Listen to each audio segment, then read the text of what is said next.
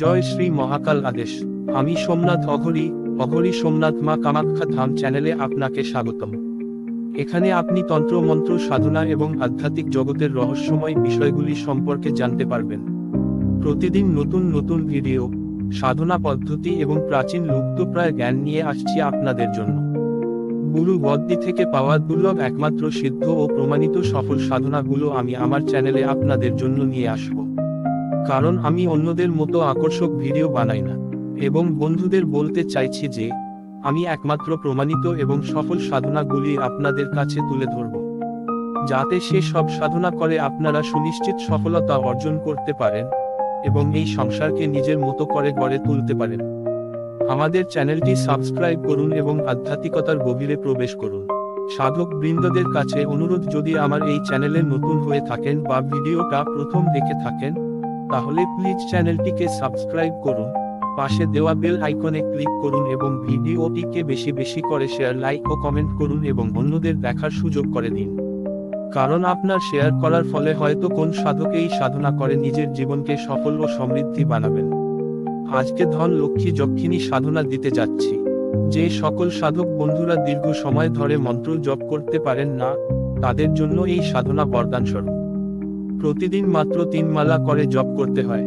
ব্যবসা বাণিজ্য সফলতা, সরকারি বা বেসরকারি চাকুরিতে প্রমোশন, যাদের হাতে কোনো রুজি রোজগার নাই, বেকারত্ব, গরিবী, অর্থসংকট, ঋণে জর্জরিত, বিপুল ধন সম্পদ ও সমৃদ্ধি লাভের জন্য এবং হারানো ধন সম্পদ ফিরে পাবার জন্য এই ধন লক্ষ্মী যক্ষিণীর সাধনা করা হয়।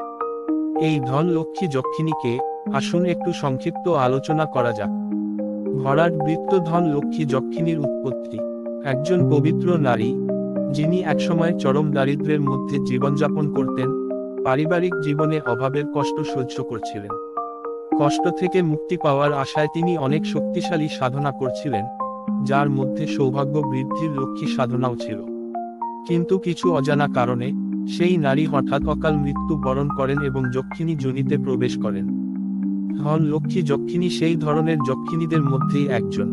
জীবদ্দশায় তিনি নিজে কষ্টে ছিলেন, কিন্তু যক্ষিণী রূপে তিনি মানুষদের অভাব ও দারিদ্রতা দূর করে আনন্দ অনুভব করেন। আজ আমি যে সাধনাটি দিতে চলেছি, তাতে এই ধরনের যক্ষিণী আকৃষ্ট হন। এই সাধনা সম্পন্ন হলে যক্ষিণী পূর্ণ নারীর আকারে আবির্ভূত হন এবং সাধকের সমস্ত ইচ্ছা পূরণ করার ক্ষমতা রাখেন। এই সাধনার সময় অন্য কোনো দুষ্ট যক্ষিণী আসে না, তাই সুরক্ষা বলয় তৈরি করার প্রয়োজন নেই। জৈবিক সাধনায় সাধারণত সুরক্ষা বলয়ের প্রয়োজন হয় না। এই সাধনা মন্দিরে নয়, আলাদা নিরিবিলি স্থানে করতে হয়। এই যক্ষিণী সেই সব সাধকদের প্রতি তাড়াতাড়ি আকৃষ্ট হন, যারা সমাজসেবা করতে চান বা দুস্থদের সাহায্য করতে চান। যত মনোযোগ ও নিষ্ঠার সঙ্গে সাধনা করবেন, তত বেশি শক্তিশালী হয়ে এই যক্ষিণী সাহায্য করেন। যখন তারা যক্ষিণী যোনি থেকে মুক্তি পান, তখন নিজের পরিবর্তে অন্য সমতুল্য যক্ষিণীকে সাধকের সহায়তায় নিযুক্ত করেন।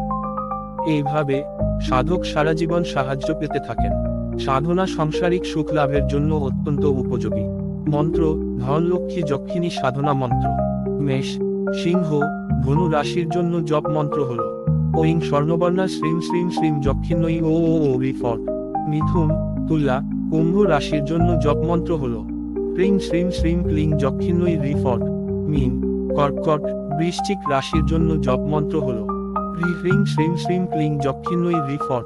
অন্যান্য রাশির জন্য জপ মন্ত্র হল শ্রীম শ্রীম শ্রীম অঘর যক্ষিণী রিফট।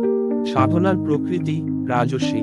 সাধনার উপকরণ মালা, লাল প্রবাল, লাল চন্দন, কমলগট্টা, স্ফটিক বা মুক্তার মালা।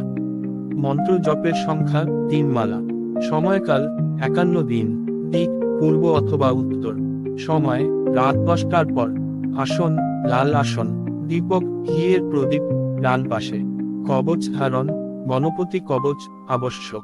হোমের উপকরণগুলি হল কাঠ, আম কাঠ, আহুতি, কমলগট্টার গুঁড়ো দিয়ে তৈরি ঘিয়ের মিষ্টি হালুয়া, ক্ষীর এবং মিষ্টি ফল। তর্পণ মার্জন মদ। হোমকুণ্ড কোণ 3 কোণা হবন কুণ্ড। বিধি ব্রহ্মচর্য আবশ্যক।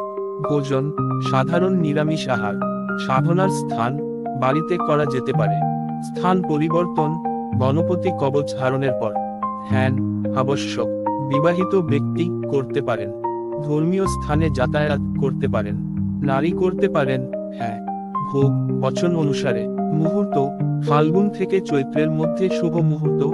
গুরু পুষ্য বা রবি পুষ্য যোগ, দশহরার সপ্তমী।